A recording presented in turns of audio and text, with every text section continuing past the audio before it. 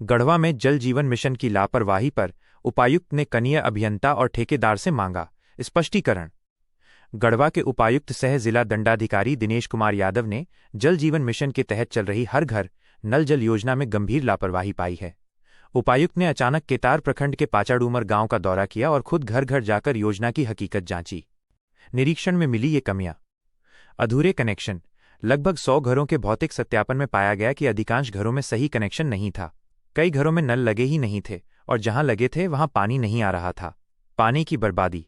कई जगहों पर पाइप टूटी हुई थी और नल न लगे होने के कारण पानी लगातार बर्बाद हो रहा था। सड़कों की मरम्मत नहीं। ग्रामीणों ने शिकायत की कि पाइपलाइन बिछाने के लिए सड़कों को तोड़ा गया, लेकिन उनकी मरम्मत नहीं की गई। अनियमित जल आपूर्ति।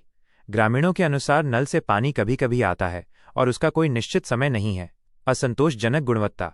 निर्मित पानी टंकी और रिफाइन मशीन जैसे उपकरणों की गुणवत्ता भी संतोषजनक नहीं पाई गई। उपायुक्त ने दिए कड़े निर्देश। स्पष्टीकरण। उपायुक्त ने इस लापरवाही के लिए कनीय अभियंता और संवेदक ठेकेदार से स्पष्टीकरण मांगा है। 2 दिन का अल्टीमेटम। ठेकेदार को 2 दिनों के भीतर सभी पाइप लीकेज ठीक करने और जहां नल नहीं लगे हैं वहां तुरंत नल लगाकर पानी की आपूर्ति सुनिश्चित करने का निर्देश दिया गया है। पानी की गुणवत्ता की जांच। उपायुक्त ने जलसहिया को उन घरों में पानी की जांच कराने का निर्देश दिया है जहां आपूर्ति शुरू हो गई है, ताकि पानी की शुद्धता सुनिश्चित की जा सके। यह ध्यान देने योग्य है कि जल जीवन मिशन के तहत भवनाथपुर, केतार और खरौंदी प्रखंड के कुल 19 गांवों में शुद्ध पेयजल पहुंचाने का लक्ष्य है। उपायुक्त ने चेतावनी दी है कि योजनाओं के क्रियान्वयन में किसी भी तरह की लापरवाही बर्दाश्त नहीं की जाएगी।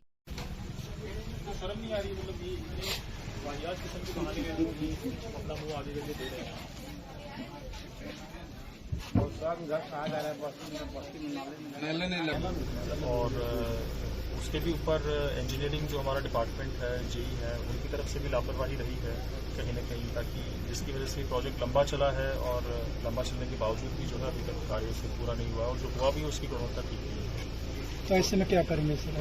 जैसा कि मैंने बताया कि जेई को स्पष्टीकरण हम लोग कर रहे हैं और ठेकेदार से भी जो है इसका रिटर्न एक्सप्लेनेशन पूछ रहे हैं हम लोग। अगर सेटिस्फैक्ट्री आंसर नहीं रहा तो we will report to the department.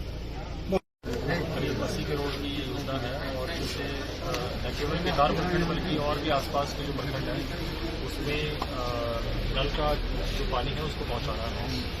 काफ़ी हद तक इसमें कार्य जो है ठेकेदार के मुताबिक हो चुका है और जो मोटे मोटे स्ट्रक्चर्स हैं उसका हमने इंस्पेक्शन भी किया है, तो मोरलेस वहाँ वर्क सेटिस्फैक्ट्री है।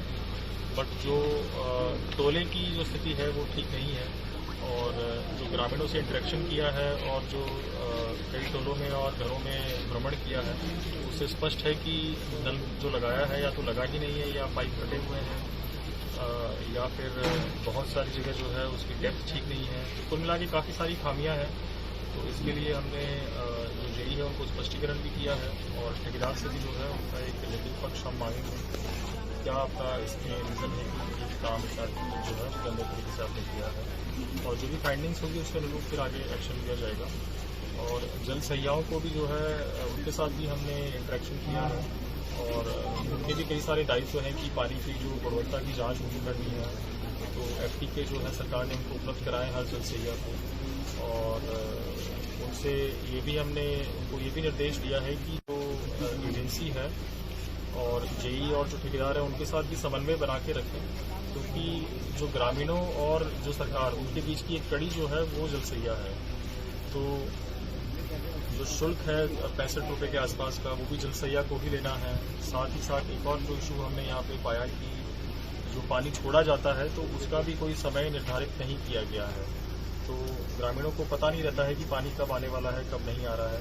तो सहिया को हमने निर्देश दिया है कि इनको समय जो है निर्धारित करके आम सभा में और ठेकेदार के साथ फिर समन्वय स्थापित करके जेई के साथ समन्वय स्थापित करके टाइमिंग को भी स्टैब्लिश किया जाए। सर अगर देखा जाए तो यह लगभग 6 वर्ष हो गया है।